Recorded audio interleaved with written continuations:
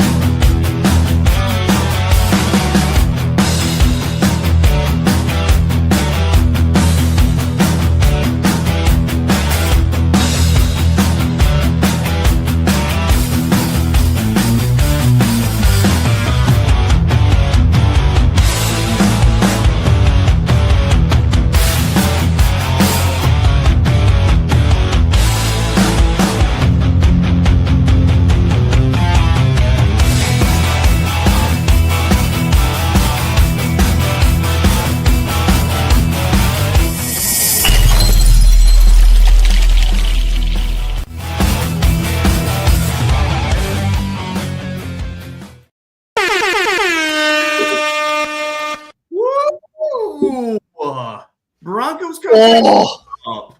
Well, gentlemen, ladies and gentlemen, I mean, guys, we got to be feeling good. We're coming off another W. A dub is a dub is a dub. It is the theme of this season. Again, a one-possession game, another theme of the season. But it is sure nice coming into a post game with that dub feeling and having positive vibes to bounce back and forth here. And so with that, welcome to the Buck Your Feelings post game show. I am your host, Jay Weaver, the Dream Weaver that you see below here. Next to me, I got my cousin, the main CEO there, the founder CEO. I see on the bottom line there, Johnny the Mile High Viking.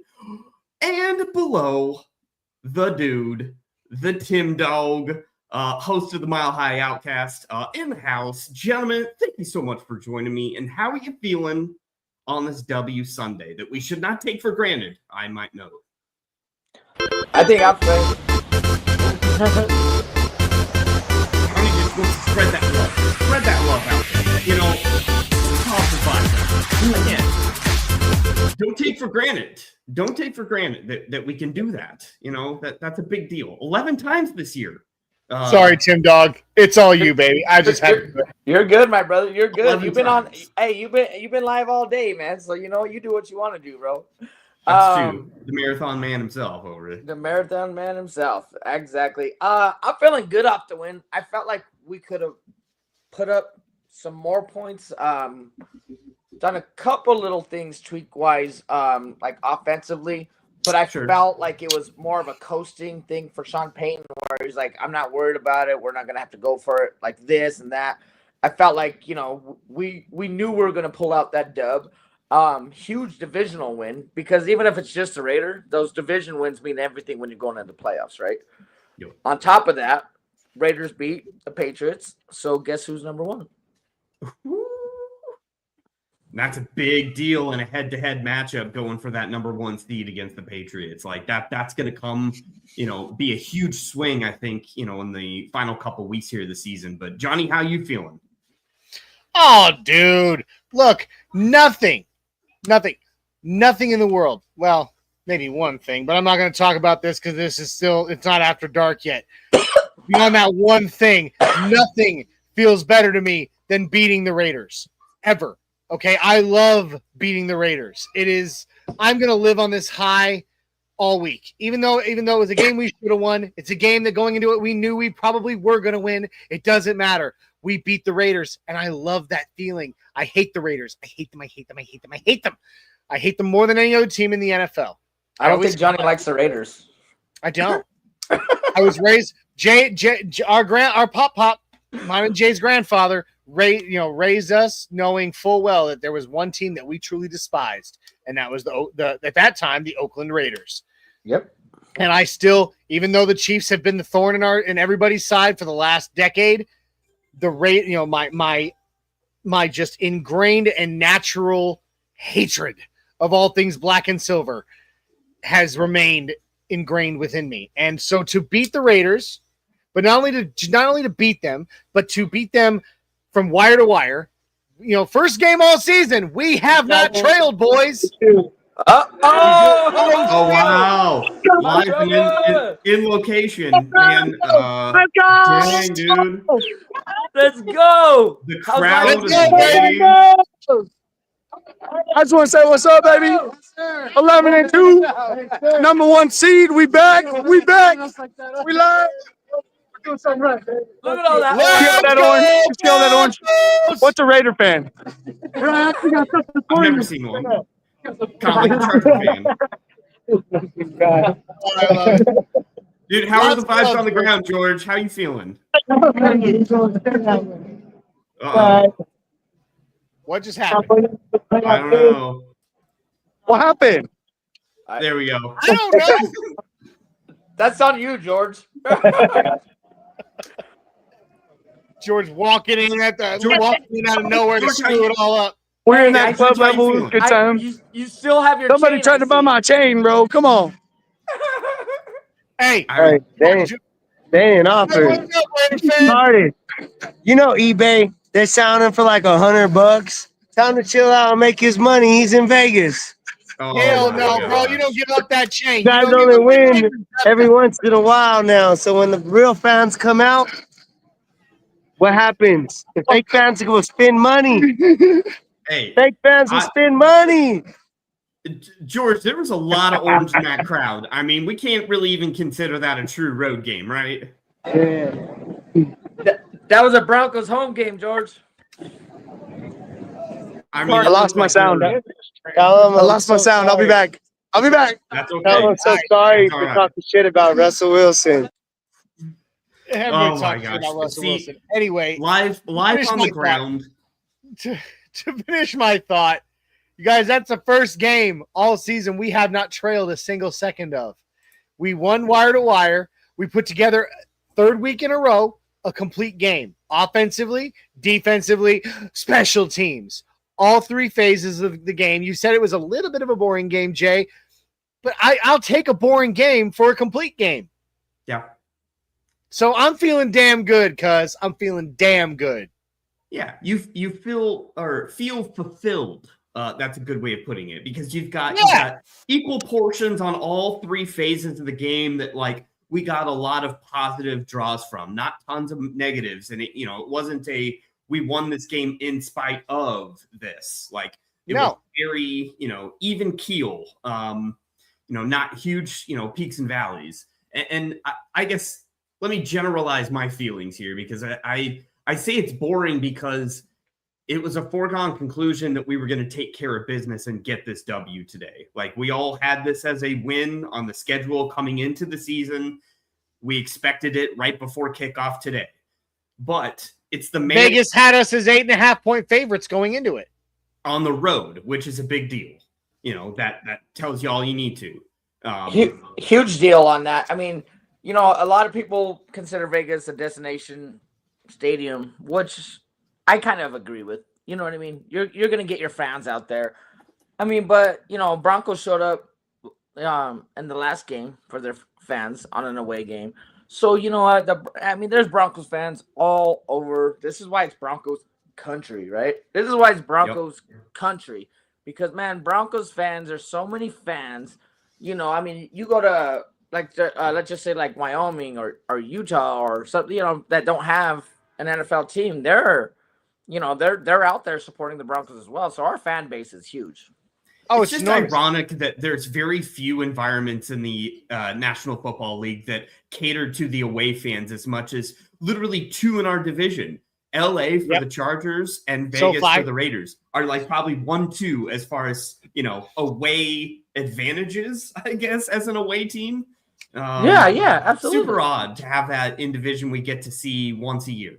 But it's one of those things where, and I guess I don't hate the Raiders as much as Johnny. Like I know that we grew up in that environment. Like that's what our elders have, taught us to hate the Raiders because, from past, in our own current experience, Raiders really haven't been any big whoop. They've had one good year in our lifetimes, at least me and Johnny. So three. So you're calling me old already? No, I didn't want to presume. Oh, whatever. You got like 6 years on us. Get over yourself. I just, but at the end of the day, this was a game that we just had to take care of business. Again, it was a check the box kind of game of like, all right, we were going to win, but I'm glad that we got to see a win that was decisive, that didn't waver. Like, I feel like there was no wavering in this game from start to finish. It was going to be a victory that was never in question. And we haven't had a whole lot of those kind of games, obviously, this year with, cardiac kids, that whole thing of the vibes of this year. But well, if I can touch down on that, Johnny said something at the end of the game, and he had his fidget spinner. And he's like, my son gave me this fidget spinner, and I replied in the comments because I wasn't on the show. I just replied in the comments, and I go, that's so funny. My daughter got me a stress ball. That's the one that you normally see me holding my hand when I'm on. And I go, and then Johnny called it out. And he's like, oh, look what our kids did. I can't remember exactly what you said, Johnny, but you remember. I said our kids doing right, giving us Broncos fidgets. Yeah. That's good stocking stuffer right there. For anyone needing a gift idea for any three of us, putting it out there. Funny holiday season. Funny, kind of a little funny history behind this particular fidget spinner. I was saying it during the game when I was in 911 dispatch years ago. You remember that, Jay? I was, I had a collection of fidget spinners because I was always just sitting at the desk having to just keep my eyes glued to a screen, and so I had a whole collection of them. I bought this Broncos fidget spinner for my father-in-law because he was a Kansas City Chiefs fan, and I wanted to piss him off. So I got it for him. He collected them and he kept it. And unfortunately, as you know, Jay, my father-in-law passed away December of 2023, and my son took his collection of fidget spinners. He found it in the house when we were cleaning it out, and Dad, can I have this bag of fidget spinners of Paws? And I was like, yeah, absolutely, go ahead, bud. And then just a few moments before the end of the game, he walks in the room because I guess he found the bag and was going back through it. And he goes, Dad, do you want this Broncos fidget spinner? And I'm like, you mean the one I got your grandfather years ago to piss him off? So fun story. It made a full circle right around back to me. And I don't know. I just thought that was a fun little fact. But it made its way back to you, man. That's awesome, man. The circle of life, right? Go right. So, and I was gonna say, speaking of the circle of life and like how we're all connected, I guess, in that manner. I do want to just quickly go over this. Just a like, share, and subscribe if you want to join our family. I mean, we're pretty cool guys.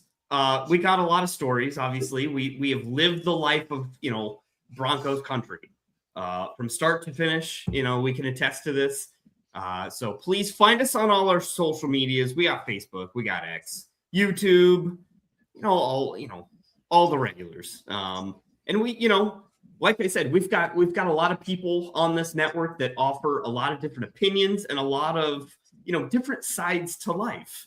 But we're all Broncos country and we're all family in that regard. So come join us and come find us. Come like, share, and subscribe, please. Do you wanna hit a quick ad read, Johnny? Then we'll get our good friend in here. If you'll allow me, I would gladly love to give some love to the sponsor of today's show. You can find the link in the bio below. W.GG will get you over to W Jitterless Energy Blend. They changed their website, so I don't have the wonderful scrolling thing anymore to put up, but I'm going to talk about them. W will be your mouth's favorite energy drink. Comes in a ton of delicious flavors. Jay's got one right there next to him that he has. Mine's in the kitchen. It's great stuff.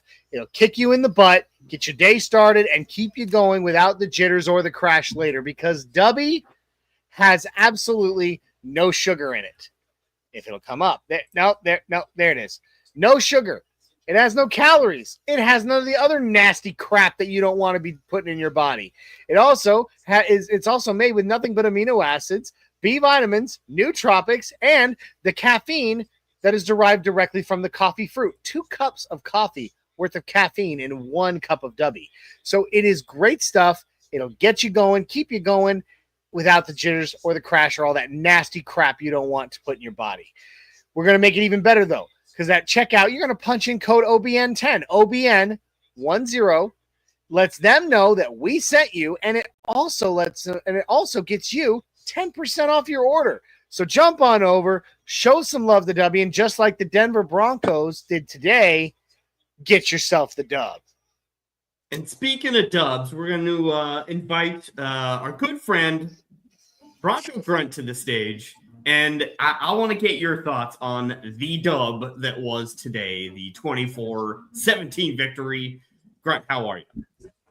Well, I'm doing great, Jay. Honestly, I just came on here real quick. I'm gonna jump off here. I'm gonna crash the show.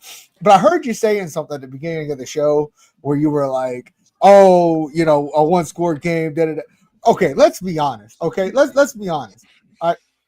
The Commanders game, one-score game, was a nightmare. Right? I was freaking out the entirety. Right? Versus we're in the fourth quarter with 5 minutes on the clock. It doesn't matter what happens because of the time of possession that we've had this entirety of the game on the offense, that we can let off the gas. I think that we intentionally just let off the gas and we didn't care come to the end of it, right? Also, Brandon Jones is absolutely childish for the delay of game penalty. That was absolutely childish, and he knew exactly what he was doing.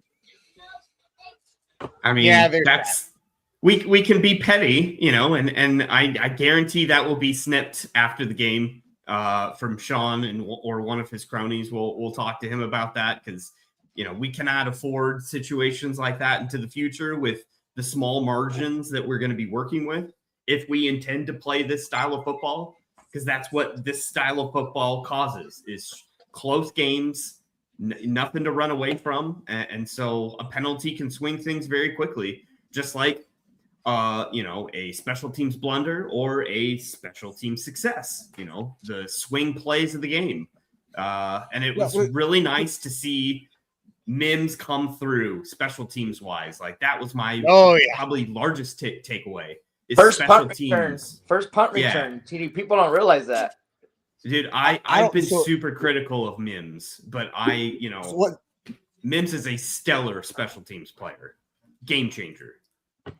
No, I think that the Mims punt return for a touchdown was just kind of just one of those things that was just a long time coming. We knew it was going to happen eventually. We just didn't know in what game it would happen in.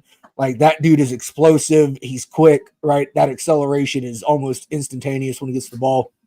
But I mean, he's a damn good leader too. I mean, you saw him as he ran. He's not just running the ball. He's sitting there. Pointing it out. Block. Yeah. Like, he's directing traffic. He's being a field general while he's running. But that's the thing, is that it was a long time coming. Like, you saw it coming. But I guess as far as just how we're playing the game, like I said, we're not going to let off the gas come playoffs. If we play games like what we played tonight, but we continue to keep the pressure up in the fourth quarter, we won't have a problem. All right. I mean, I think my biggest takeaway, at least for this game, is RJ Harvey's performance. What an absolute outing for the kid, right? Both rushing and reception wise, that kid had a hell of a game. And I mean, that was a big playmaker. I just came here to drop that. I'm gonna let you guys get back to it. Well, before you go, can I just comment on what you said about us letting off the gas in the fourth quarter and all that? One thing I think about this particular game, this moment, that is indicative of that choice. I agree with you. We let off the gas. I said it before the fourth quarter during the Game Time show. Keep your foot on the throat and just press. Don't let up. But at the same time, they did. They did. You can't deny that they did. But I can see why. And here's my comment on that.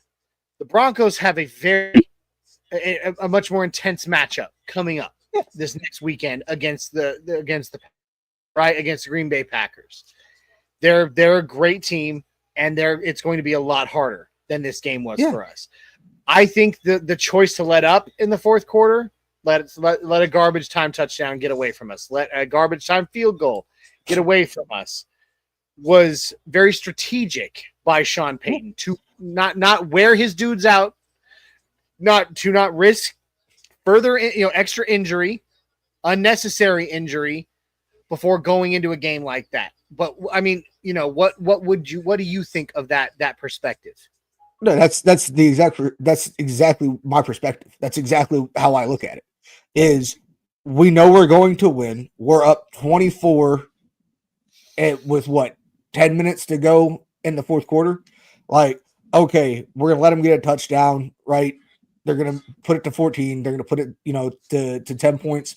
Okay, so either they have 5 minutes to either get 10 points on the board, but we have possession of the ball. So we know that we're going to keep running it. We're going to keep running the clock down. There's no point in sitting there and trying to risk injury and everything else for this game. It does, like, we've already won it. It's done, right? Like, unless we do something stupid and we hand Vegas the game, it does not matter. So let's not worry. Let's not absolutely pound our own guys. They have Green Bay coming up next week. Let off the gas. Oh no, cool. Who was it? Tucker or not Tucker? It was it was a new guy, right? It's the first time he'd ever had a touch in his NFL career. Just happened to be a touchdown. No, not his first, but it was what's his name? I can't remember his first name. Jackson. Bo Jackson's great nephew. Yeah. So who became the oldest Raider to score a touchdown this season. Yeah. So like I said, like it didn't matter. It didn't matter come to it. So like I said, I don't feel bad about this game, about it being a one score game or a close game, because we weren't trailing. We played good football for all 4 quarters. There was no that's what I've been just dying to see from the boys. Just good all 4 quarters playing, right? We scored a touchdown on our first opening drive. Fantastic. Raiders came back and scored one on us, right? Immediately following. Happens. It's football, right? Whatever. We kept playing good football all the way until the end of this game. And we just let off the gas defensively because we were like, it doesn't matter. Yeah. There's something to be said about that. And it didn't matter. And we've always been a bend defense, even, throughout this entire season. And we just didn't want to give the resources up to, throw the hammer down when it mattered most, in those series to get off the field. And I don't think that's indicative of the unit. I don't think that's a sign of things to come. That's just, living in the moment to this situation, to this game. Well, the only thing that I'll touch down at the end of the game, which I didn't agree with, because I agree with you about letting your foot off the pedal because you're not worried about the loss. Absolutely, 110% agree with you.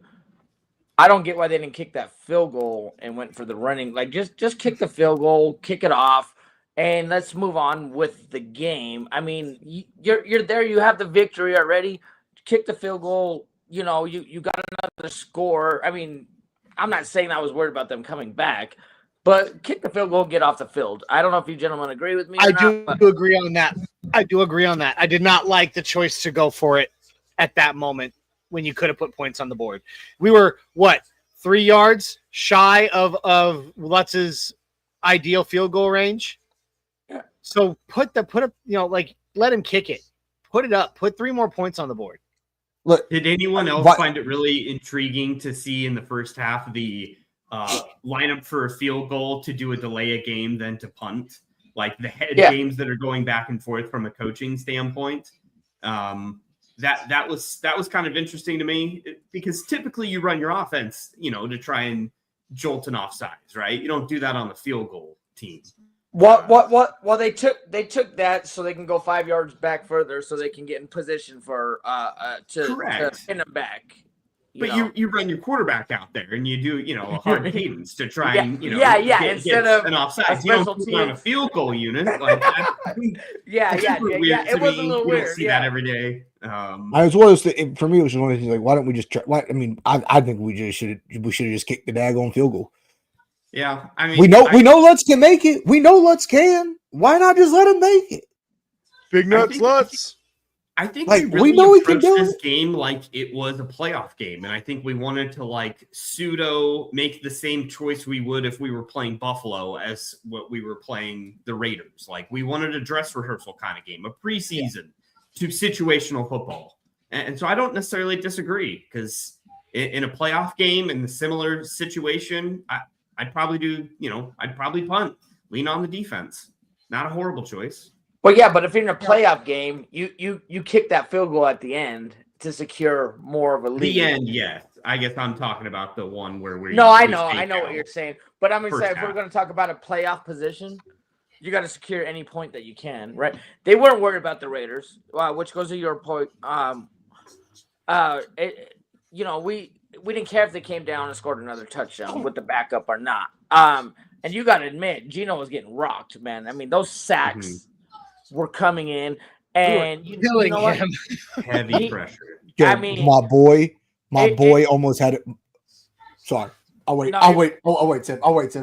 Okay, my bro. Yeah, it just it was coming in, and he knew it was going to happen. The only difference is they didn't do what Mariota did.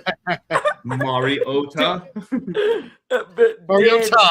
Getting that ball out getting that ball out so quickly, and that's the only real way you can try to penetrate this defense for a full game is getting that ball out so quick. Raiders did not have that, and Gino took a beating, bro. And you know what? I'm not a Raiders fan. I hate the Raiders all my heart, just like you, Johnny. But what I will say, when his fingers got sliced open or whatever, he came back in and he threw a first down off the bat. He was trying to show hey, I'm here. Even though there wasn't really a doubt in my mind that they were going to come back. And then what happens? He gets I think it was a hurt shoulder or something, right? I feel like he's been doing that all year long, Lowell. He gets just absolutely destroyed, and he toughs it out, and he goes back out there and is a detriment to their team. He doesn't know when to take himself out. And I guess that can be looked upon in the other light of well, that's just good leadership of, carrying it out. But I don't know. Kenny Pickett didn't play terrible. He wasn't the worst in the world in relief of him. It'd be interesting to see an entire game of Kenny Pickett, I guess. Tiny hand. It would be. When he first came in, there was some overthrows. He's getting the jitters out, but I don't think they put it on him the way they did Gino because it was at a certain point. So true. All I know is Gino's washed, and we're this close. I'm calling it right now. If he had just, we almost had a thick 6 from my boy Zach Allen. We almost had a thick 6. I was so it hit it. I was like, please, oh my God, I would have lost my mind if I just seen Zach Allen just accidentally get an interception because he'd run over everybody. He wasn't expecting it. He didn't know that ball was going to be there, or he hit his head. And he was like, "What?" Yep. All right, gentlemen, we got to get into some of our friends. All right, take it easy, Grant. Yeah, we do. Thank you for stopping by. Let's get to some of our friends out there in the world. Like a good neighbor, Gary Neighbors is here. Always appreciate your company here, Gary. Always, It's always. stellar victory. Hope you're having a great day. We got, obviously, not D-Rock? not a new person here. D-Rock in the house. What an effing game. First in the AFC, first in the division, first in the entire NFL. I think he meant first in the conference on that second one. Yeah. I mean, it's not... Are we taking it for granted that we're like the number one team in the NFL? And like, it's not been a fluky thing here. Like, it's multiple weeks. No, here. I'm not taking anything for granted. No, Jay's on to something. We might be taking a little for granted because there's a lot of Bronco play, including myself, that doesn't always agree with the way we win. So we're kind of taking it away from the record. So Jay, okay, I will agree with you on that one. Johnny, I know you don't want to agree with it at all. Just give me 2 seconds, please. And I promise you, there are many Broncos fans out there like, why didn't we do this? Why didn't we do that? Because I am one of them. I am not trying to go against the Broncos. But Jay, to your point, there are many people out there taking these wins for granted. Okay. I tell you who's not going to take the win for granted, and that's Ray Hacks. All up in the Orange Crush. Always appreciate him. He basically just like ditto to D-Rock. Exactly what you said, D-Rock. Shout it out. We also got our good buddy Ty Fly Guy 15, half of the incomplete Walden podcast. Always appreciate him. It is nice to be not stressed for once. To have a chill game where you just kind of sit back and take it in. Not be on our nerves at the very end of the game. Let's see who else we got here. We got Virgil Kane. Now, I don't believe that's a new name. We've had No, we know Virgil well. He's overseas. Manchester, England. Always appreciate him from across the pond. Always. Nothing like spin and fidgets. Gotta love them. And then our resident hype guy, Shy Vargas in the house. How about them Broncos? Yes, sir. Always appreciate Shy, obviously. And then Bronco Rob in the house, obviously. Bronco Rob. His coverage. Go Broncos 11-2. Man, just seeing that on a screen, seeing it in print, if you will. It kind of hits different. It's got a weird, vibe to it. 11-2. That's insane. I don't know. And literally, just think about it again. Channel 11-2. He's just hopping around. You got to think about it too. 11-2, and the two were lost by a combined 4 points on the final seconds. Yeah. There should be absolutely no reason leverage why we wouldn't be leverage. Why we would be undefeated right now if it weren't for literally 4 points in final seconds. Yeah, that's an unbelievable thing. Yeah, but you know what? On that take, what I will say is we've been winning on those last seconds. Same last-minute plays. So we can't. Yeah. I can't just be. The leverage is bullshit, but at the same time, I don't want to diminish because once you start talking about that, we only lost by this. We should be this. Then we kind of discredit how we've been winning. People side-eye the Giants' victory, for an example, Johnny. We all saw that. Okay, you're right. You're right. I guess the point that I'm making is that while we are 11-2, those two were so damn close that we were this close to being undefeated right now. That's the point that I'm making. Absolutely. I'm not diminishing anything. I'm simply saying we've got 2 losses and they were both this close. I wasn't saying you were diminishing. I was just saying that it could be perceived if you start going down that road, it could be looked at how have the Broncos been winning all season? Apart victories and losses, sure. Yeah. Fair enough. I guess the point that I'm trying to make, we've lost, we've won, we've destroyed, we've just been doing so well in general. We are where we are, but by the ones that we lost, we were this close to not losing them. Hey, Johnny's cranky right now. He's been live for hours, okay? So Cranky? You're fired. How's that for cranky? I'm joking. You're not fired. But crankiest W vibes in the world. No, I am so happy right now. I am on cloud 9. I got Rita's. Spin your fidget, Johnny. I got a fidget, and I got you guys. I'm in a good mood right now.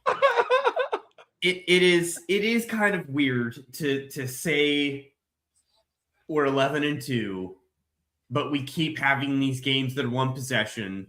We keep having doubters because of that. Like, if we were 11-2 and blowing people out, I feel like there wouldn't be as much hate to our cause, and I feel like there wouldn't be as much, doubt, I guess, spread upon our team as there is. I think it's the manner in which we're winning these games is kind of the core to the doubt that I think a lot of people have. As far as how this team can perform and do this in the playoffs when we play winter football. Like Johnny, that's been a theme that I've said for multiple weeks here of we have got to transition to a team that plays winter football, that plays with the big boys like Buffalo in the trenches, being able to ground and pound and win close games. And I feel like, and I kind of said this at the very beginning of this podcast, that today was the transition of that team. Couple of things that I just want to note from a Sean Payton perspective that I just want to gush for a hot second about Sean Payton. I understand the vision with Mercedes Lewis getting called up, with Lil Jordan Humphrey getting back on this team, with Pat Bryant getting more looks when we're in those jumbo packages, those heavy sets, when we see Crum come into the game as an extra offensive line. I couldn't believe that. I saw that. And I was like, oh, shoot, Fred Crum's on the field. Multiple times. I think, aren't you, your end of line? So is that a swing tackle? Is that considered a swing, or is that just an extra tight end, I guess? I mean, he's considered an extra tight end technically, but he's definitely a tackle. I mean, he's built for a tackle. But I'm just saying, that's the personnel that once we put those guys in, the defense automatically knows what we're about to do. And that's the beauty of it, is that everyone knows we're going to run, and we still do it and do it efficiently. And that's what you have to do when you get cold weather games, which is going to be playoff football in Denver. It's going to be playoff football in Buffalo. Pretty much all the above of what we're about to go.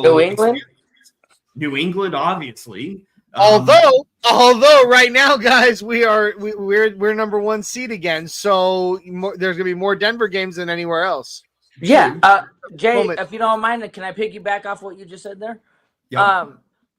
The surprising moves, as you said, I didn't see.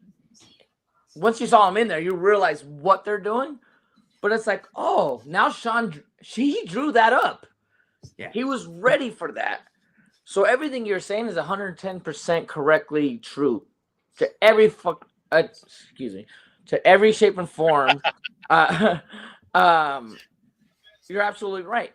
And it seems like now Sean's bringing, all right, you want to see what we're about now? And we're all waiting for it as Bronco fans, right?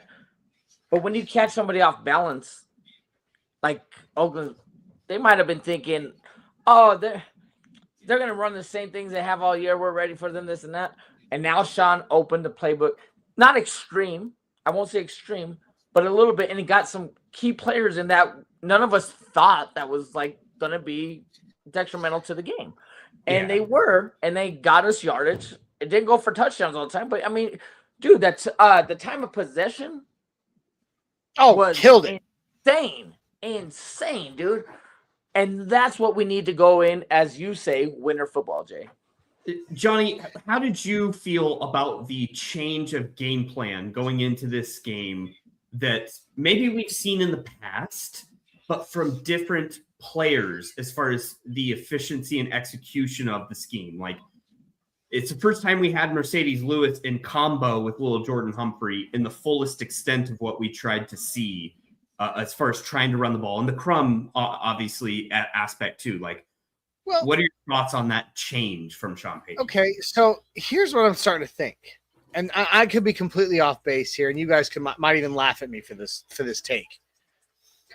One thing that I noticed last week was I'm talking last week against the Commanders, was the sudden use and good executional use of Evan Ingram. Yeah. Starting to feel like a lot of this season, our offensive woes came down to Sean Payton not wanting to show his hand. Like, maybe not completely, but a big part of it, in my opinion. Hold on, son. I'm making a point here. A big part of it, The adults are talking. he pops in right as I'm like giving my point, and he's like, "Dad." Anyway, but the point but you kind of see what I'm saying is like Sean Payton didn't want to tip his hand, show the world of some things that he wanted to wait till closer to this time, to winter football, to playoff football, to show. And I think he's had a lot of these things dialed up and planned for a long, long time. And now that we're getting, and we just didn't see them, and they probably would have done us a lot of good in previous games where we were down by a bunch and having to make our comebacks, or where we could have probably, the previous Raider game would be a great example. Yeah. Yep. The previous Raider game would be the first Raider game of this season would have been a great example of that, where, if you had dialed up a few of these things that we saw today, we probably wouldn't have been in the position of facing a terrible team and being as close as we were at that time. But he didn't want to put so much on film leading up to this part of the year that he gave it all away. But it allowed teams all this other extra film to study. Right now, the things they're seeing, they have one game worth of film of this, one game worth of film on this. So therefore, their resources going into the postseason will be limited as to what they can study on us. Yeah. And so I feel like we're starting to see these things that he's had planned all season long starting to now come to fruition. Things like throwing Frank Crum in as an extra tight end, or, just as an example, or even just the things that he knows that Evan Ingram can do. Like last week, that play in overtime where Evan Ingram juked. By the way, did you guys see the angle from the all 22 of Evan Ingram's juke on Bobby Wagner to set up that 41-yard pass? Mm-hmm. Go back. I put it in the Discord. You can go see it. The juke that Evan Ingram put on Bobby Wagner in order to get open the way he did for that 41-yard run he made in overtime, that was incredible. And all these things that we're suddenly seeing come to fruition, I feel like it's a big part of it. It's just Sean Payton being like, it's time. Yeah. And to your point, it's Sean's schemes that he's had. He has, I'm sure, bookshelves full of situational football playbooks where if he has the right pieces to be able to execute said playbook, then he can blow the dust off and break that guy back out. And I kind of feel like we saw earlier versions of attempts to execute what he wanted, but just didn't have the people specifically in place to do it. When we're talking about the difference between our Mercedes Lewis being a blocking inline tight end compared to half of the time trying to pass Evan Ingram off as an inline tight end, or Troutman just really not being that great of blocker. He's not a true pure, he's a hybrid. He does a little bit of everything good.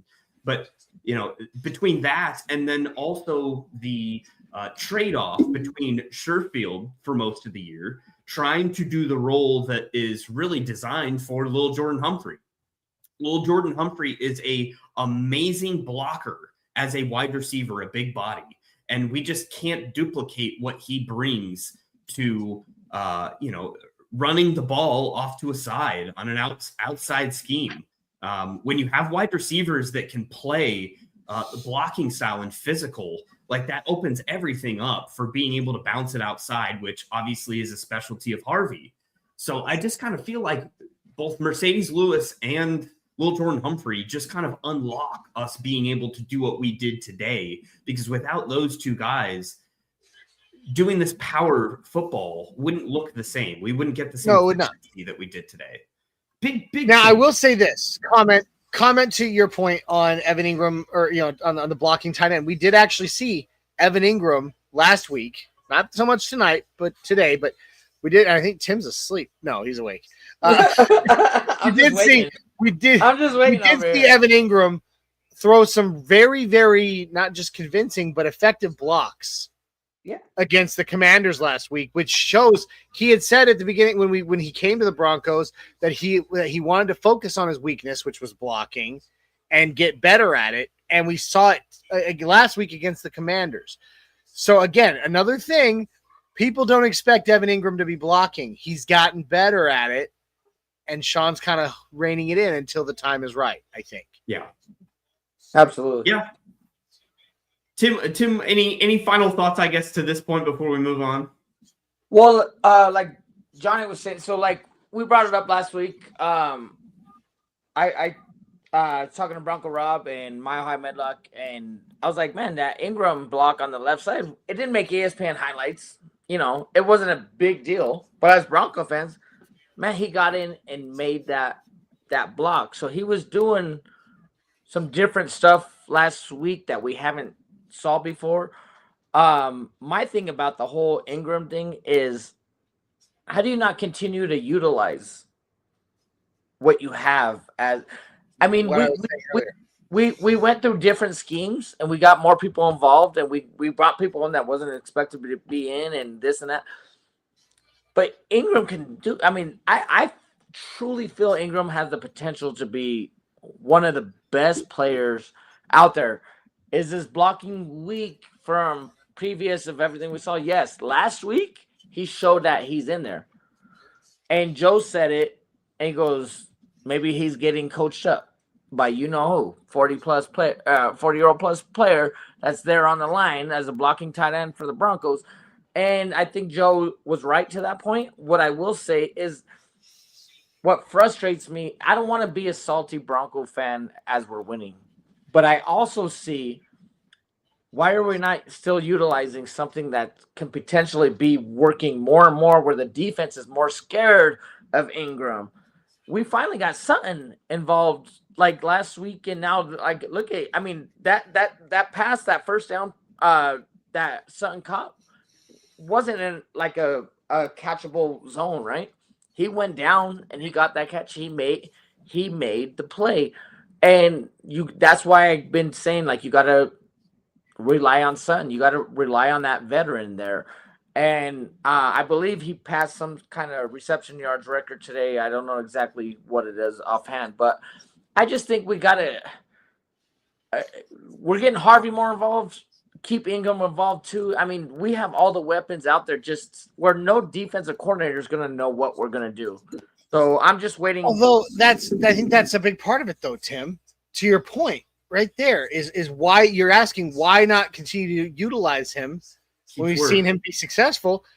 The thing is, if we were fighting for our playoff chances right now, I feel like if we were looking at ourselves right now and we were where we were last season at this time, where we're like, we got to win this one, or we don't make the playoffs again, things would be different. You'd see Evan Ingram be utilized a lot more because, you got the weapon there. But right now, I feel like what Evan Ingram can bring to this team is kind of, what do you call it, an ace in the hole, an ace up your sleeve.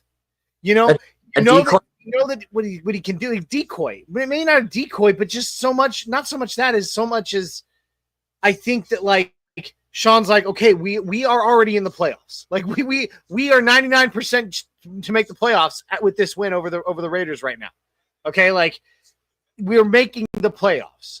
Everything would have to go catastrophic from this point for us to not make the playoffs. And I think Sean's looking at that and going, okay, so now I know what Ev can bring. I know what he's capable of. I know what I can dial up for him. Rather than sit here and utilize it now, I'm going to save that. I'm going to hold it in reserve. I'm going to make sure that nobody has any idea what to expect from him until the moment is so perfect for me to do it that it can go and win us a playoff game.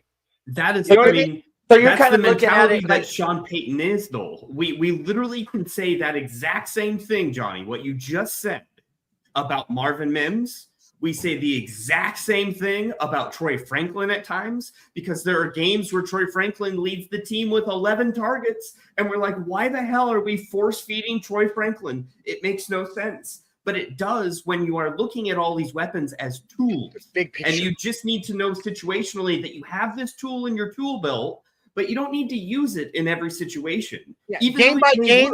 So in your mind, you're looking at the big you're looking at the big picture. Yes. tape. Game by game, this is the perspective. It's right here. It's this tiny little hole. I can see you. It's you know, but Sean Payton's a chess master. That is like, there are two games I would never, ever, ever play against Sean Payton. And it's fitting given that this game was in Vegas when I say this, that it's chess. And I would never take that man on in poker. And I'm a very, very good poker player. Like I won one big tournament. Not a lot, but still, I'm a very good poker player. And I would never take on Sean Payton in a game of poker if I had the choice. Because that's what he does. He looks at the, like I said, this is game by game. This is the game, this is the big picture. And right now, I feel like Sean Payton is looking at the big picture. What am I looking for? The ultimate. What is the end of this season, look like for us, as opposed to what do I want to do right now? So on that note, if I can ask you two a question, is he looking, okay, we're going to get in the playoffs no matter what, so I'm not going to bring out the arsenal. Or, like, should he be looking at, like, we need to go win this number one, and now I need to start bringing it out there? Like, I think it's going to a mix of both, don't you, Jay? I think it's got to be a mix of both. I think he is so situationally focused and only focused on that specific game that, like, he every situation calls for a different remedy. If you think of it, in a term of, I have a problem in a game plan sense against this specific team. Well, this is their weakness, and these are the players on my roster that I know I can use to counteract that weakness, to directly attack what they don't do well. And that's why I feel like we have such a rotation of offensive weapons that are never consistent. We never see the same offense every game. Like we always see another wrinkle to the offense of like, something I remember different. seeing that for a game last year. Like there was a random game last year that we saw that implored, but like we haven't seen it since because it didn't call for it. Monty Python, and now for something completely different. Exactly. That's what it is. And I guess, could he whip out the arsenal?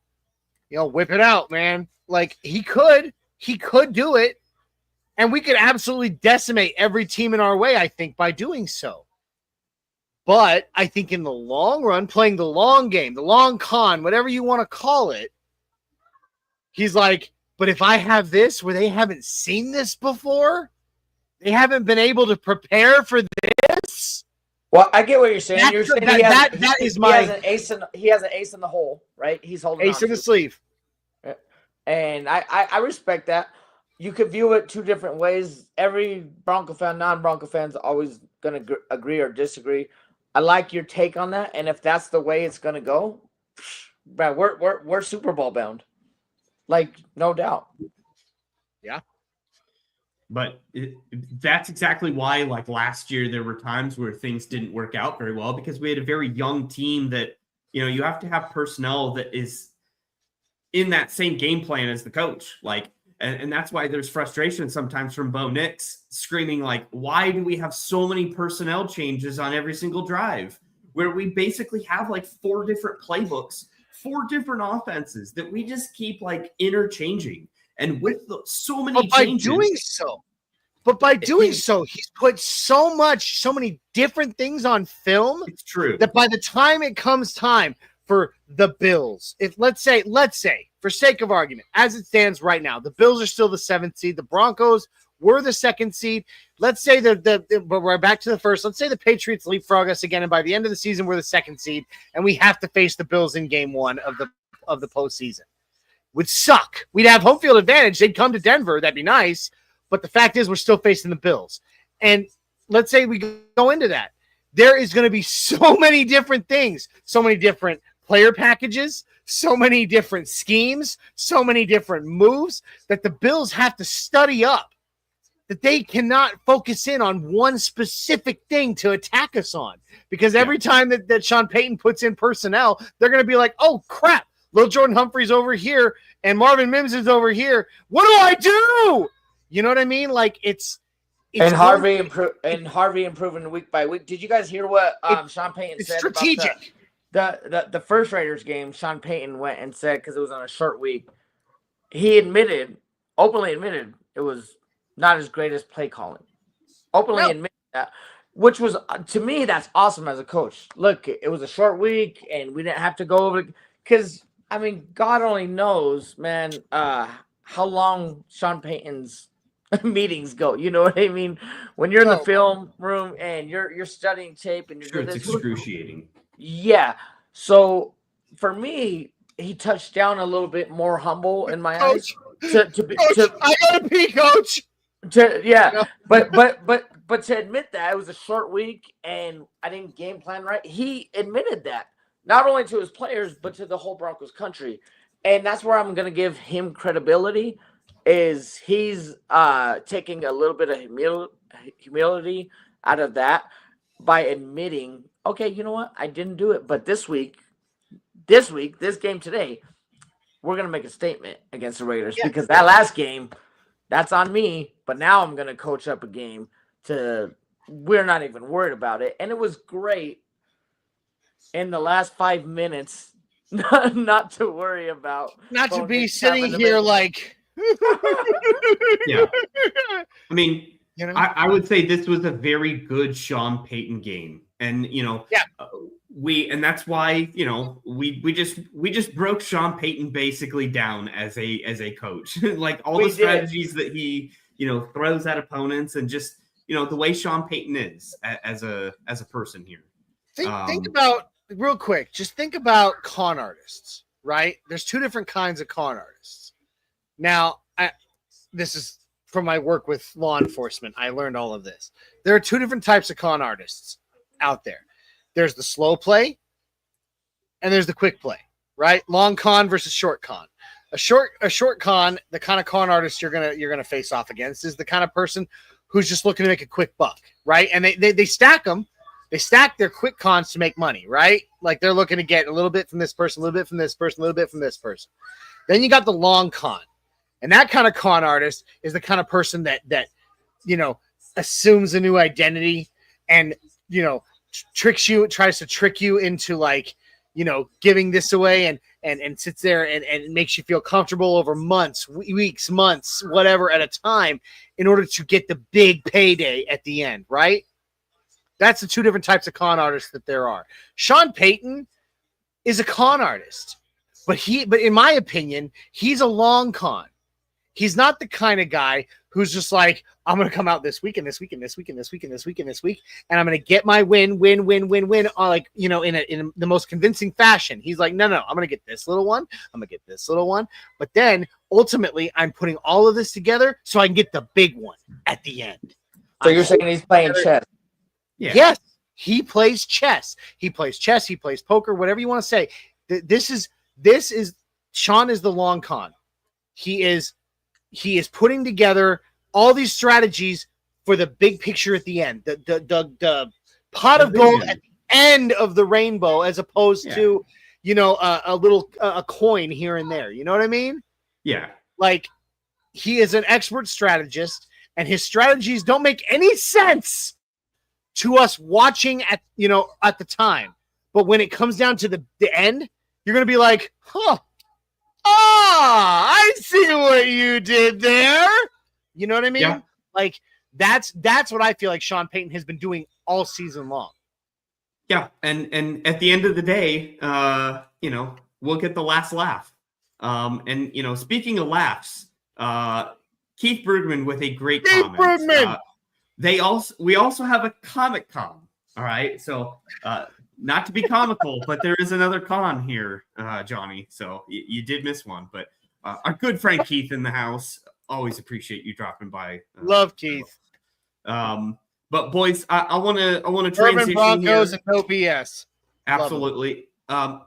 So I want to get to a little segment here called "Who's Got the Balls," and let's kind of go over and analyze, some of the high points of this game here. So if you will, here we go. Let's throw some balls.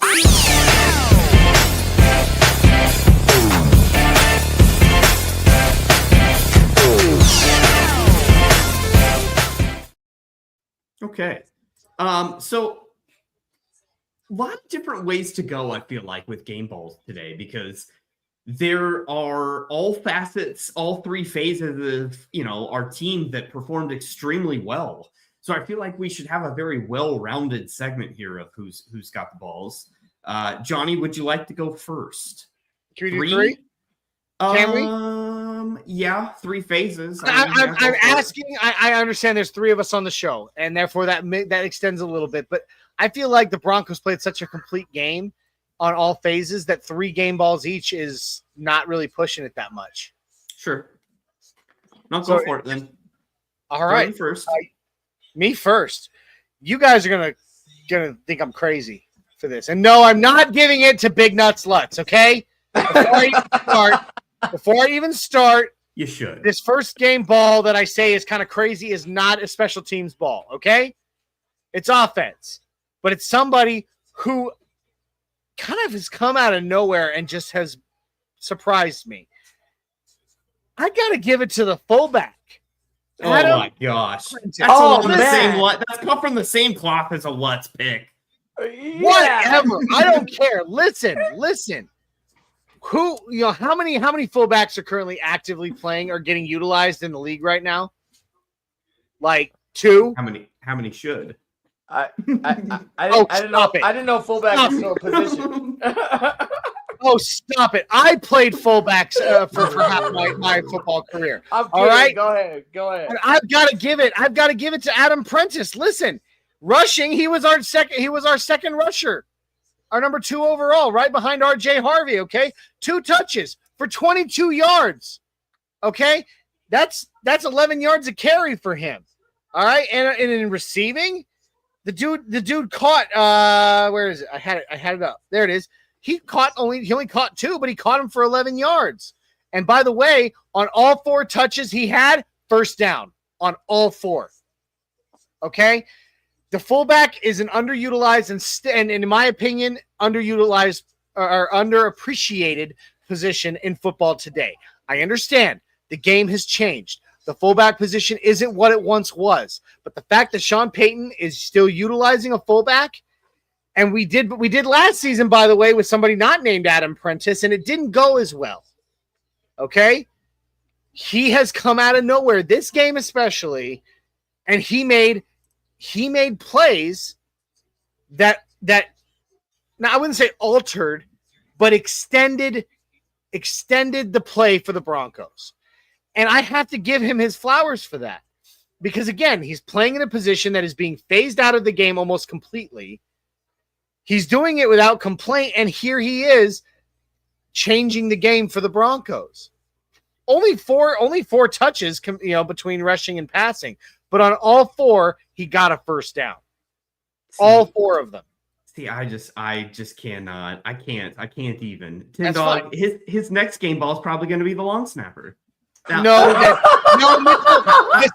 Listen, I promise you that Mitchell Tony will never get us. What I will say, I'm not trying to be biased, but did you see that hole he had to run through, and then he slipped off his feet? Okay.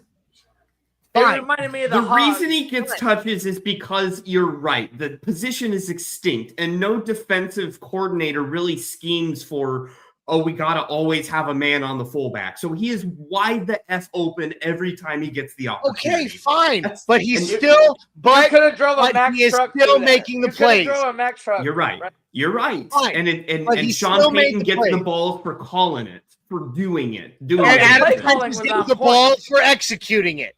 I get it. I understand what you're saying. And like I said, I knew when I made this pick, you both were going to be like, really, Johnny? Seriously? I get that. I 100% understand it. I still will not change it. As a former fullback myself, as a former fullback who appreciates that position for what it was, for what it still can be, I've got to give him his flowers for at least, again, 4 touches, 2 receiving, 2 rushing. All 4 of them, Denver first downs. Extended drives. That changes it for me. I'm giving him some love here. You'll probably never, ever, ever hear me say it again. I'll probably never give him another game ball. But today alone, he's getting one from me. Yeah, I hear where you're coming from, and he did have a great game in the standards of what he provides. He did have a great game. I mean, I forgot to mention, how about his blocking? How many inline blocks did he throw for RJ Harvey today? Yeah. How many times during the game time show did I say you've got a fullback and running back in the backfield behind Bo Nix right now? He threw so many inline blocks, and he executed them well. RJ Harvey would not have had as many rushing yards up the middle as he had if he had not been following his fullback. I told you Johnny was cranky. Look at him. Not cranky. Not cranky at all. I'm all smiles here, pal. Kidding, bro. But I feel like, at least once, just once, I'll say that, just once, I feel like the fullback deserves one this time. Okay. All right. I mean, that's fair. That's fair. I mean, it's a wrong answer, but that's fair. A wrong answer. You know what? Screw you, bro. Screw you, bro. Tim, what's your answer? What's your game ball? Well, Johnny stole mine, so Oh yeah, bullshit! Don't even start. Let me think about. We were all this, itching at the bit. I'm just messing with you, Johnny. You know that. Listen, you're about to make me whip out my Matthew McConaughey impression. Bullshit. Man, if I got to give out the first game ball, I got to go Harvey, man. He broke a couple tackles. He went out on those bubbles. He did. I was with you, Jay, when you predicted he was going to go for 100 rushing, and I was hoping you were right. But he did what he had to do in a different fashion. He took linebackers out of the box, right? When he went on the screen, he did what he had to do. In order for Johnny's pick to be able to do something like that, they were worried about a man named Harvey. So it opened it up, which is great play calling. But Harvey showed me something that I've been waiting to see from him, and he didn't go over the 100. But man, he's such a explosive player where when he doesn't touch the ball, you got to worry about where this man is on the field, and it opens up other things to do on the field. It opens up so much. I was hoping it would open up Ingram to do some stuff. I'm not too sure. I don't really want to get on that backtrack on the Ingram subject, but Harvey opens up. Harvey always his presence out there allows other people to do better things, get yards after catch, this and that. So my first game ball is going to go out to Harvey. Jay, before you comment, can I throw something out? Yeah. It supports you. It supports you, Jay. All right. Are you ready for this? He's honored. This is Tim's game ball absolutely deserved, absolutely earned by RJ Harvey. Now, Jay, pregame, you came into the comments and when it was me and Yost and Isaiah, and you predicted that RJ Harvey would have a 100-yard rushing game. Now, he didn't accomplish that. He did not. However, he did accomplish 100, exactly 100 all-purpose yards on the game. 75 rushing, 25 receiving for 100 yards total by RJ Harvey today. So, Jay, while it did not completely come to fruition, your prediction of a 100-yard rushing game, he did get 100 yards today. And it is absolutely deserved. To Tim's point, absolutely, he is such a weapon in every facet that he changes the game because you never know how to prepare for him. And he is doing very, very well at it. And I love every second of it. Love that game ball. Yeah. And I did predict 100 yards rushing for Harvey, and I distinctly wanted to point out it was rushing, not all purpose, because I think it was a guarantee, like easy money for 100 all purpose yards for this game. But as soon as I saw Mercedes Lewis was elevated, I knew that was the green light that, like, ooh, we're going to be toting that rock today. And I will say, although I'm singing the praises of Sean Payton today, the one thing that still just a little irks me just a teensy bit, is that we keep playing these stupid games in running back carry distribution. When we talk about Harvey getting 75 yards or 74 yards rushing. And then put Bidet and McLaughlin in? He absolutely could have had 100 if we didn't give, say, 4 carries to Tyler Bidet, which are just, in my opinion, wasteful. If we didn't give to Johnny 2 carries to Adam Prentice, your fullback, like, how about we give those 2 carries to Harvey and see what he does? 4 more carries to Jaleel McLaughlin. I mean, if we're gonna have the bell cow and he profiles as a bell cow because Harvey literally can do everything, he's not a specialist, then give him the damn ball. I want him to have like a 90%, 80% share. He's gonna have to have off, plays. I know, like, there's gonna have to be a second fiddle. I get that, but like Tyler Bidet for 4 carries, come on, man. Like, but you're looking at like what, like 10 or 12 extra carries that he could have had. Give him half of those. Give him 5 extra. I wanted him to eclipse the 20 carry or 20 attempt. He had 17. It's close. And it's, again, I'm picking at straws here for Sean Payton, but I would have liked just a little bit more, Harvey. I get it. Maybe if the game was closer, game plan wise, we talk about fourth quarter. Maybe if it was a different game, then we might have saw that. So to each their own, I guess. I like that. I like that point, though. I really do. So, yeah. Well, that was going to be my first game bowl. So, Tim Dog, you did steal my thunder a wee bit for that, but I will transition over to a I medlocked you. You did. I will transition over to a guy that I have been very hard on, that I didn't think was going to be on this team next year. I didn't see the vision. I don't see the reason for him being elevated in our eyes, like our orange and blue goggles to him. And that's Marvin Mims. Marvin Mims has been absent on most games offensively this season. And again, we just had this whole discussion about Ingram and like Sean keeping, a playbook in his pocket at all times of his favorite weapon plays, gadget plays. And that's a Mim, half of that playbook is Mims, if not 3/4 of that special playbook is all Mims stuff. Yeah. Oh yeah. But in the games this season where he was hurt, that we had to see Michael Bandy and others alike try and replace what he brings to the special teams, it is just so apparent that man is, and has been, a Pro Bowl, high caliber special teams player in this entire league. Mims is a difference maker. He's a game changer. And I don't care if he brings nothing to the offense. If he can be our 3rd best wide receiver, 4th best wide receiver, and provide what he does on special teams, sign me up.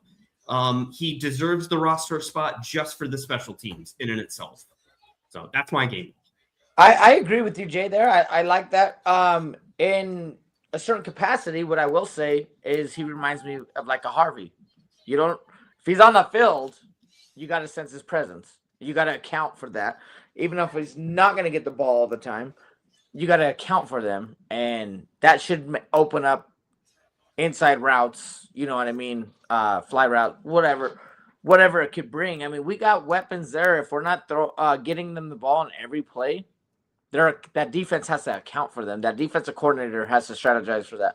So I like that take, Jay. That's great. I couldn't agree more, dude. I mean, punt return for a touchdown. First Denver Broncos punt return since 2020. It's crazy. Okay. Mims has we lost him for a second, but it's okay. Mims has executed several kick returns since he came to the Denver Broncos, or since we drafted him. But he has never been able to actually put punt return, check that box for punt return. He did that today. Again, first one for the Broncos since 2020. 5 years. 5 years we've had a deficit there. He got 48 yards. But what I would love to point out, and again, to your point, gadget receiver, not a guy that you're looking to, be the difference maker offensively. He's not a number 2. No, he's not. He is a gadget. He is a gadget. Now you can throw him in on jet sweeps, and he might pull it off. You can throw him in on Austin on quick curl routes and things like that, and that's great. And then maybe once a season, like he did against the Cleveland Browns last year, he's good for one deep ball. But beyond that, his ability as a returner, he is 3 years now. 3 years, he'll be going to the Pro Bowl for returning. I promise you. He'll be going this year, yeah. Yes, he absolutely will. 48 yards today. But what I want to point out, not just his ability to make the return, but his ability, and I kind of already touched on it earlier in the show, but I'm going to talk about it now.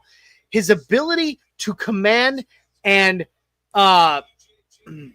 just to command the team, the players around him as he's making a play.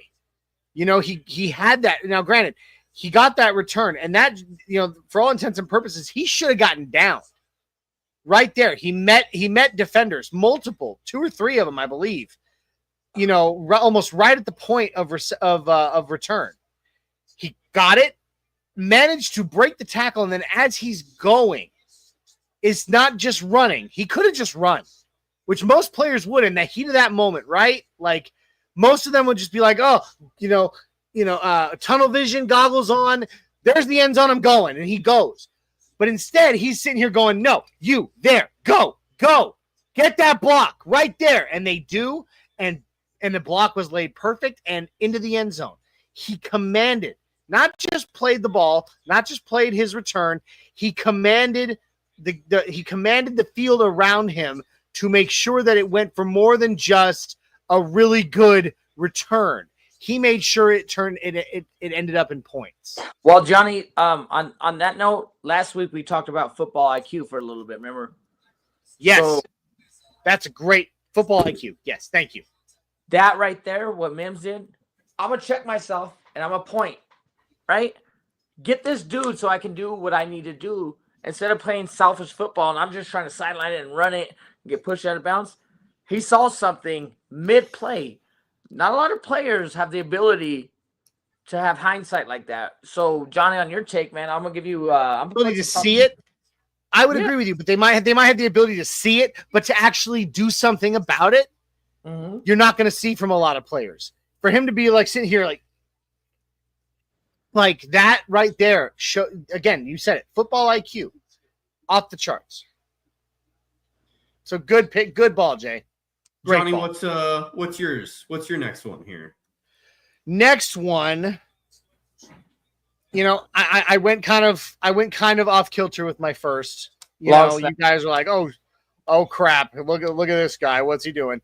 I'm going a little more. I'm going in a totally different direction. I'm going much more obvious with this one, but it's well deserved. Bo Nix, man. Fullback? Are you sure? No, yeah. Shut up, Jay. I'm going Bo Nix. I got to give it to Bo Nix. Bo Nix because all he's been is doubted around the league. Oh, shit.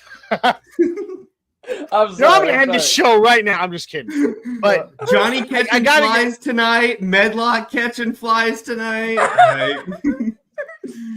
Listen, you can hate on me for my first one or not. I really don't care. I made it for a reason. Taking the name in vain, Medlock.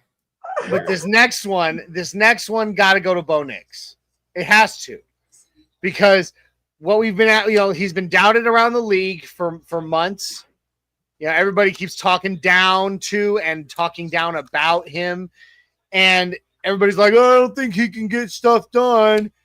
he's making these bad choices or his timing's off, his footwork, bloody freaking blah. It's all negative. It's been negative, even despite the fact that we've been winning these games that we shouldn't be, that we, for all intents and purposes in the moment, shouldn't have won. Tonight, in the last 3 weeks, really, we've seen a much more complete game from Bo Nix, much more balanced, much more well executed. And tonight, 31 for 38, right? 31 for 38. Didn't get a passing touchdown. That's okay, but didn't throw any picks. And he continued to move the ball. There wasn't anything sexy. There was one pass that went, beyond 20 yards, I think, all game to Cortland Sutton over the middle. But ultimately he moved the ball and he kept it moving and he protected it. And he put us into positions to get the scores that we did, except of course for the Marvin Mims, return. And so it was much more balanced. 31 for 38 is nothing to slouch at. And I got to give it to Bo. It's a good one for putting together a very balanced offensive game. Yeah, I can agree with that. Jay, before I get into mine, I'm playing Jukes on you on fantasy. We're at 50-50, and if I don't win, I don't make the freaking playoffs, dude. Ooh, I'm playing spoiler. Are you? Uh-oh. I'm like, bro, looking at I am 50 disgusted right now. So, man, Bad without beats, that, man. I'm not trying to play for that shit bowl, You can do it. No, but Johnny, I do appreciate the Bo Nix pick only because, again, I don't want to fall victim to taking for granted some of the key positions and key players on this team when they don't have highlight reel games and they are not, Sports Center top 10ing the game. We say the same thing a lot about Patrick Surtain, PS2, of man, we didn't see anything, nothing stood out today. But that's a good thing. That's a good thing. It's sometimes Bo overcommits, overperforms.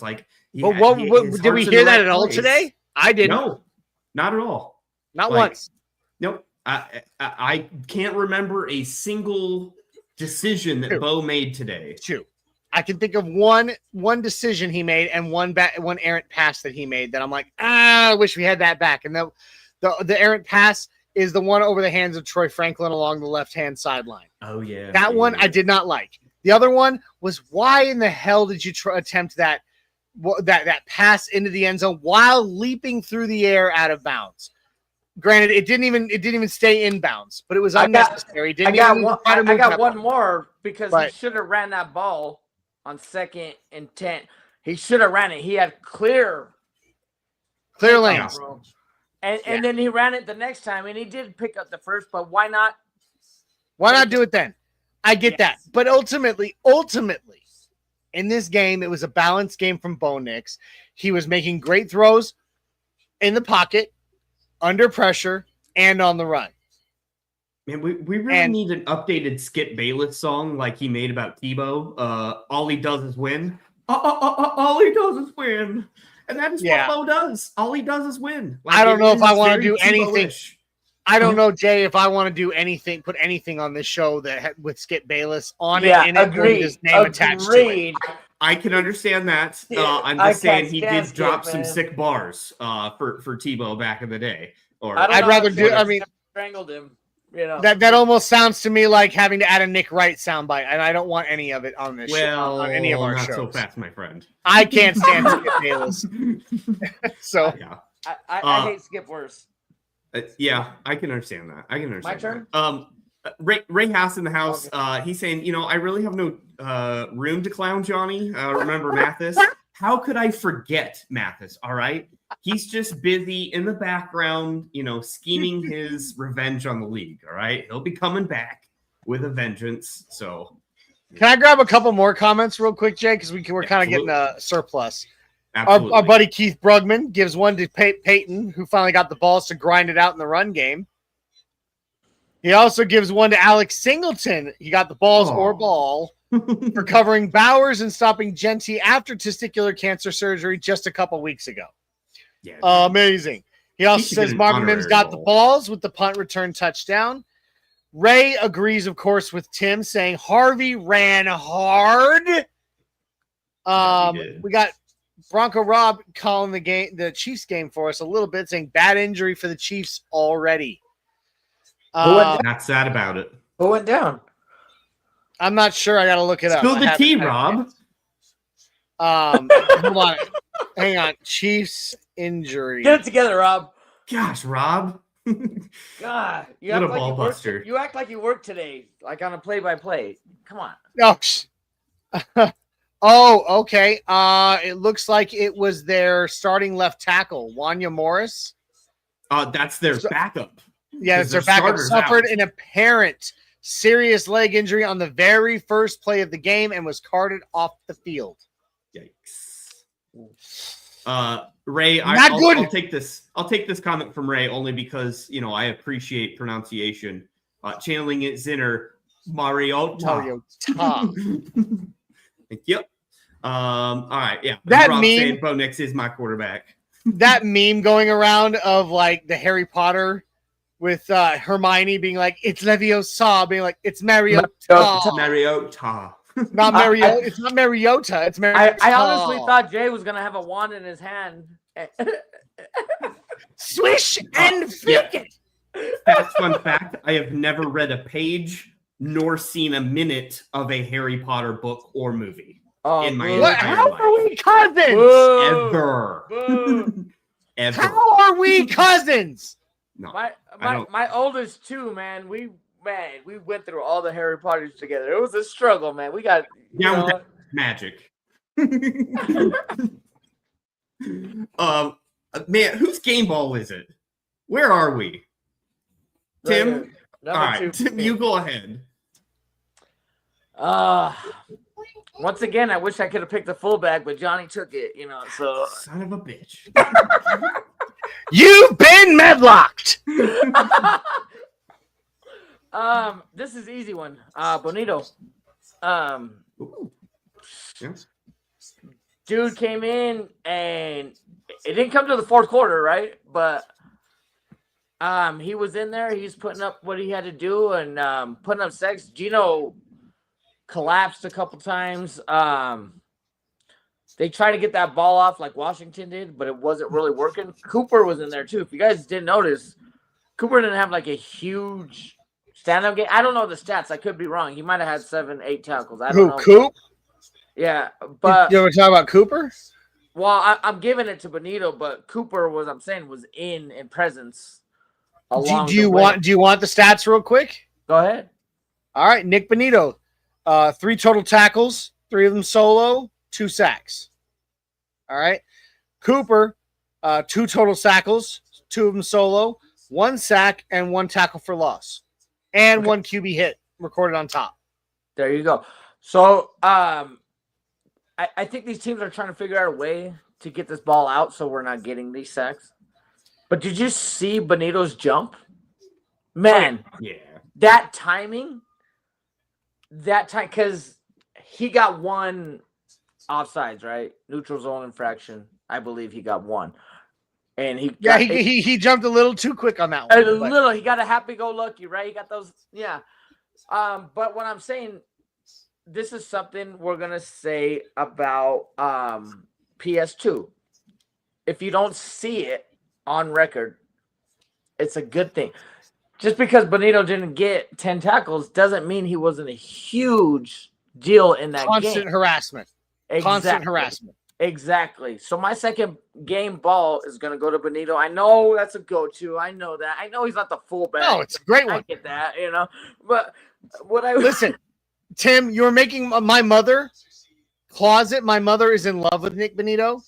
So oh man, you are, even despite the fact that she watches the game sitting next to my father and he knows it.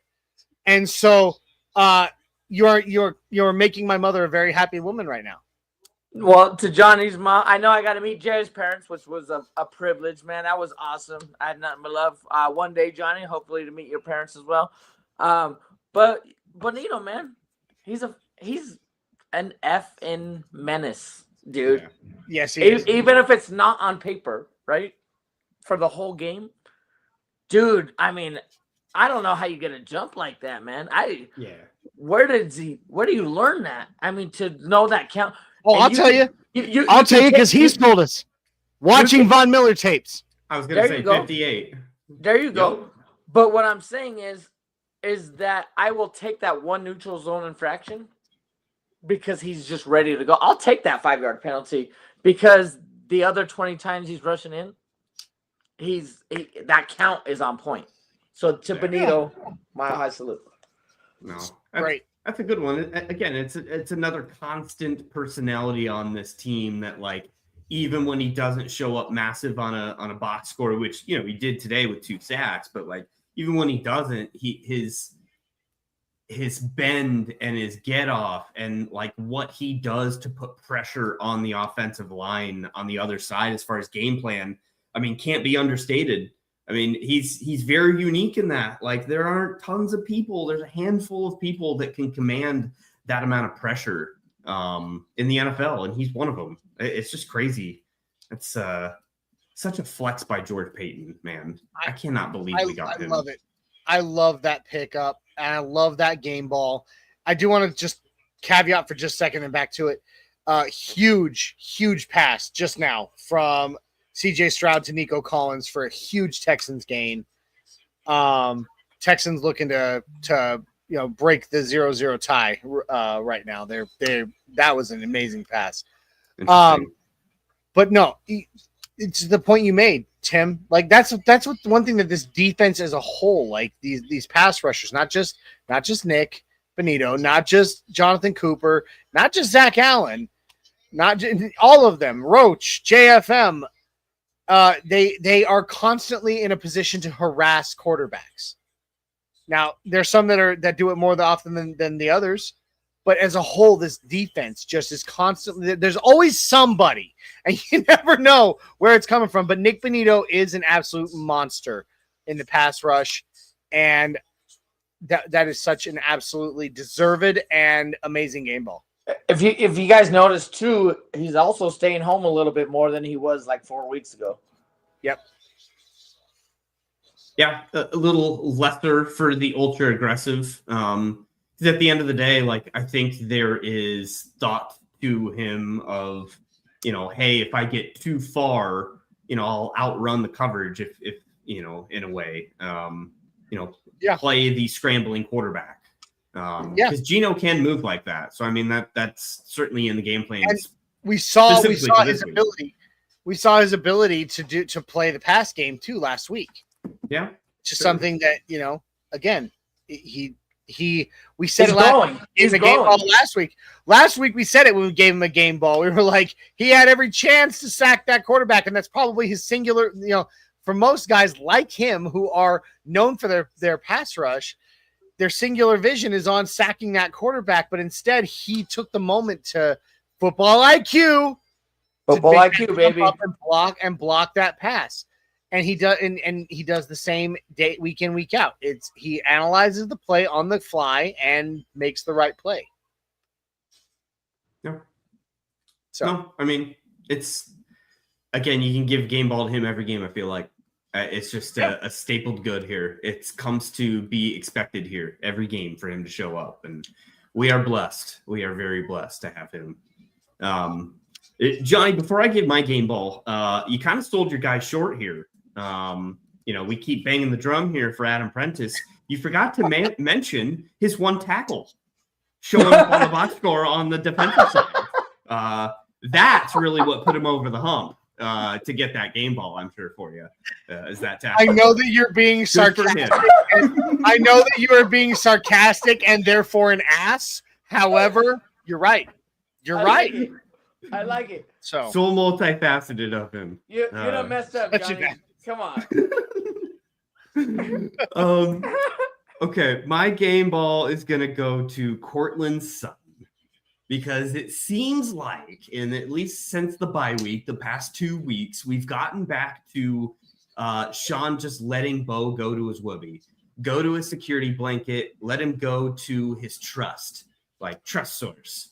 And there's a lot of freedom balls, I guess I'll call them, trust balls, where, Bo he throws it to where he knows Court's gonna be, and just let's Court go get it.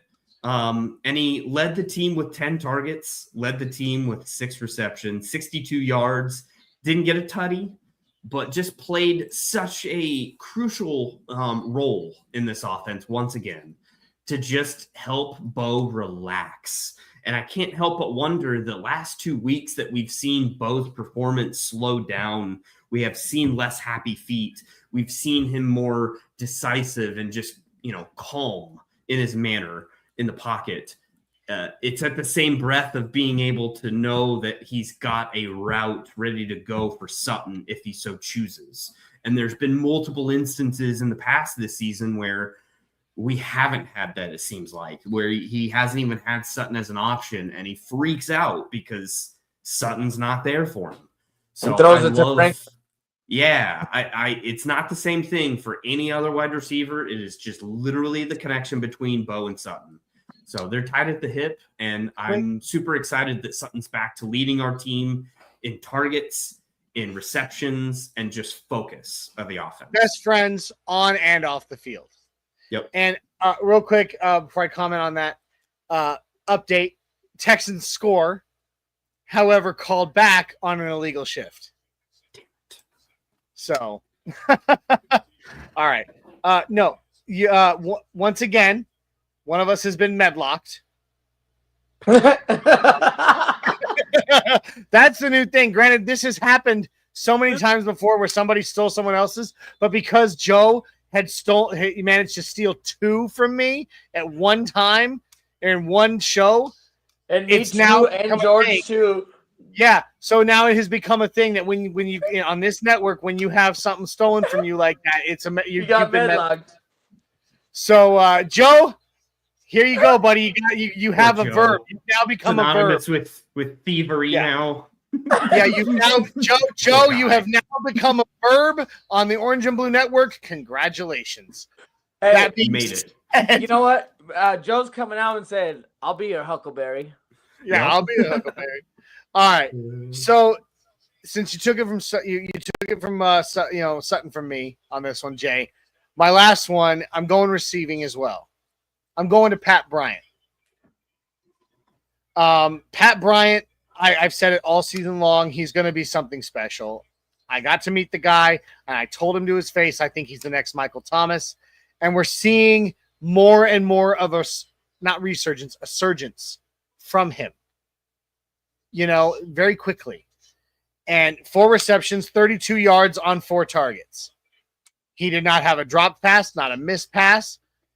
And again, he was, he came down with the ball in the right spot. He managed to make yards after catch on multiple receptions, extending drives on first down, getting first downs to extend drives. And he was sure of his hands. He is just so sure that he's going, that when that ball is coming to him, he gets it. Yeah. I don't think I've ever once, not this season with that rookie, had to wonder, is he going to drop the ball? And showed it again tonight. 4 receptions on 4 targets for 32 yards and multiple first downs. So I got to give it to Pat Bryant. That dude is going to be something special on this team, and he already is. I am co-signing that game ball as my own as well. We are doing. Are you sure? I don't want it to affect your credit. 50-50 custody of that game ball between us two. So I'm sacrificing my. Then you have to give Then you have to give me half of Sutton as well. Okay. Okay, that's fine. We'll share balls. Oh, now you guys are just sharing. Okay. Yeah, that's a whole other segment. Like sharing family. We're family. But that's a great game ball. I love Pat Bryant so much. Tim Dog, what do you got? Or as Chris Collinsworth calls him, the kid out of Illinois. Yeah. Because he can never say his name. I don't know why. He never says Pat Bryant. He's just like, the kid out of Illinois. It's like the easiest name to pronounce. I know. Mariota. Yeah. Okuwebunam. Jay, your show, I'll go by your rules, but do I got to pick a Bronco or can I go a little elsewhere? What? You're gonna pick a Raider? No, That's no, worse no, than no. an apprentice. No. Different sport. Oh, okay. Oh. Wow. Last Wednesday, Murray dropping 50. Oh wow. I It's love just it. Opening up Pandora's box here. I'm trying. We're I'm giving trying flowers here. out here. I'm just Okay, but we're on that. I'll Broncos take win. it, but you still have to give us a third Bronco. How's that? Okay, I'm cool with that. So real quick, we'll do this real quick. We won't get into the Murray. 50 plus, baby. Stepped up. I think that was his third Killed time it. that he's had over 50.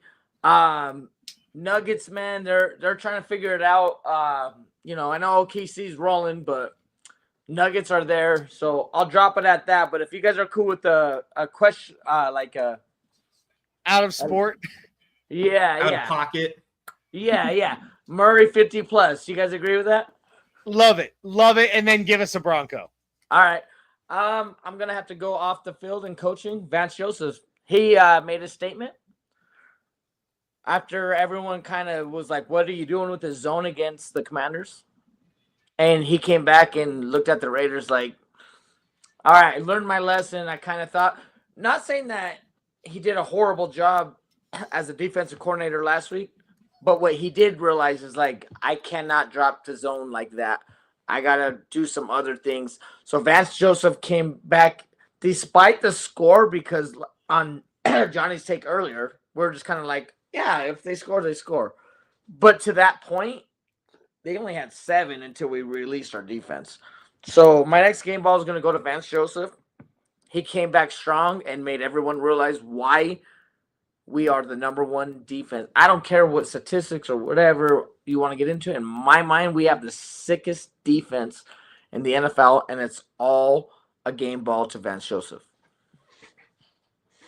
No. Love it! I mean, that's totally valid. I mean, he comes through and just, again, another person we just take for granted, I feel like, on a week in, week out basis. And again, I think when he leaves, if he leaves, we are going to come to really appreciate what he stood for in a adjustment sense, because there are times where I have disagreed with what Vance has done, but there's so much more, instances of approval of him switching between man and zone, and just how he approaches blitzes and his NASCAR packages, and like just all the things that he brings from a coordinator standpoint that just, it differentiates our defense, aside from us having just a baller personnel and depth. Like, the players are amazing, obviously, but just from a schematic standpoint, just scheme, our defense is totally different than a majority of other defenses in the NFL. Sure. I love it. I gotta give you, I gotta agree with you 100%. And what I'm going to say is Vance Joseph's ability to make adjustments. Like that in and of itself. Look, that first drive, like we scored, right? We scored on our opening drive, and that was fantastic for us. But then we let the Raiders score 2 on their opening drive. And during the Game Time show, I said it to Rob. I was like, we played way too much zone there. When Brock Bowers is on the field, you can't play that much zone because he will chew you to pieces. And he did.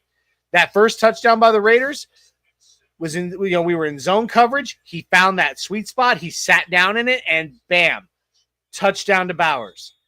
And I said to Rob, I was like, Vance Joseph needs to make some adjustments, make some changes before we start out our next our next defensive drive. Boy, did he! Because what did we do? We pinned them first. Special teams, good job, special teams. Pinned them inside their 10. Gold star. Pinned them inside their 10. But then our defense from that moment didn't let them get past the 10-yard line, and they ended up punting out of their own end zone. Vance Joseph's ability to make changes. A lot of coaches get stuck in their own way, right? They're like, no, this is my way, and I'm going to make it work. Trying to pound that round peg into, that square hole peg into a round hole. and it doesn't always work. And you see teams exploit it. He's like, no. Okay, what I did this time didn't work. I'm gonna make that change. I'm gonna figure out. I'm gonna look at this and be like, okay, all right, and boom, made the change. And the rest of the game, our defense pretty much were, until that the garbage time touchdown and garbage time field goal by the Raiders, our defense kept them completely honest the entire time. Yeah. Because of those changes. His ability to admit, okay, what I'm doing isn't working. I'm going to make a change. That right there is what makes me want to agree with that game ball for sure. Thank you. Appreciate it. No, his in-game adjustments are terrific. And, he's got the personnel to be able to accomplish and execute. That might not be the same for his next stop, whatever team he gets, moving forward here. But if he leaves. Ray with his game ball to McGlinchey, that's definitely a honorable mention. Definitely under the radar pick there, but Crazy Max did get a sack, but it was kind of a trash sack where it was kind of Bo's doing as well. It wasn't necessarily just Max, but we did pretty well on that side of the line protecting. That's a really good game ball. Similar to me, Crosby looked a little frustrated, like not having the game he wanted to. I know he had a couple good plays, but he wasn't running all over us all game. So like not like what you expect from a Max Crosby game. Exactly. As I alluded to, I am foregoing my third game ball because I am, in 50-50 custody with Pat Bryant. No, Jay. You got. So I will send you my child support, my Pat support on a monthly basis since we share custody here. I don't have another game ball. Not one that is deserving. Okay. My only honorable mention is Zach Allen, but again, it's another one of those. Again, another week. Zach Allen is Zach Allen. Like it's just a copy and paste to what we love and expect out of a baller like him. So I know that's Brent's guy. What about a game? What about a game puck? Oh, game puck. The best player on the planet, you mean? You mean Nathan McKinnon? Calling shot on Broadway saying, "What up, New York? Here I am." That's his MVP moment. Dude, he is sick. He's nasty. And he had a terrific celly for that overtime winner. And that is a guy that doesn't necessarily have the deep bag of cellies. He doesn't at all. So when he does that, it's meaningful, and it really it hit him deep down. So yeah, man, he's amazing. He's the best hockey player in the world. We literally have the best closely by Cale Makar. Yeah, you got Jokic in the Nuggets, right? Which I was about to say. What I was about to say, got to give a shout out because during the game today and during these shows, the Denver Nuggets took on the Charlotte Hornets. Took him down 115-106. Nikola Jokic with a Sombor double. What did he have? 30. He had 35, 9, and 11. So Sombor double for Nikola Jokic. Spencer Jones, 25 minutes, another 8 points. That kid is kind of surprising me a little bit. But go Nuggets, man. Yeah. Oh, dude, Spencer's coming along, dude. I mean, you got. Yeah, he is. You got what's his name out? Jeez. I forget, but he's filling that gap out. AG, Christian Brown, Brown. There you go. I'm sorry. I totally just had a brain fart. But yeah, he's coming out and he's trying to get a contract for next year. You know what I mean? He's trying to. Dang. So not to squirrel here real quick, but Trent McDuffie now is questionable to return. So the Chiefs are dropping like flies, guys. They're in trouble. The first quarter is literally ending. The first quarter is ending as we speak. The Texans are up 3-0, and the Chiefs are going into the second. The Chiefs are going to punt. Interesting. Well, gentlemen, I'm gonna call it. It's Johnny. I'm sure the marathon is taxing. Tim, you're fresh off a marathon.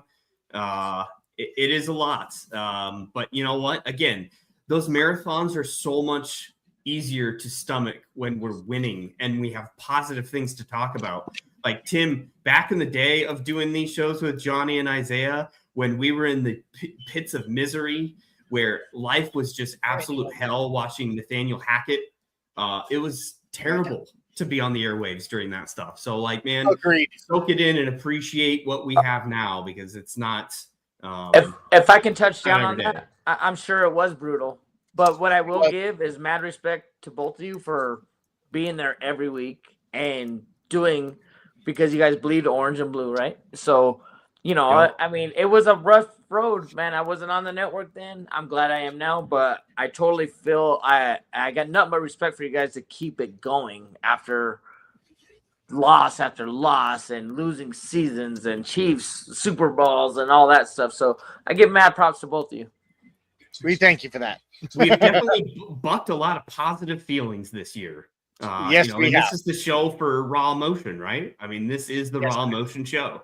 And you know what? If you like what you heard, like what you saw tonight on the Buck Your Feelings post-game show, please like, share, and subscribe. Go find us. We're the Orange and Blue Network.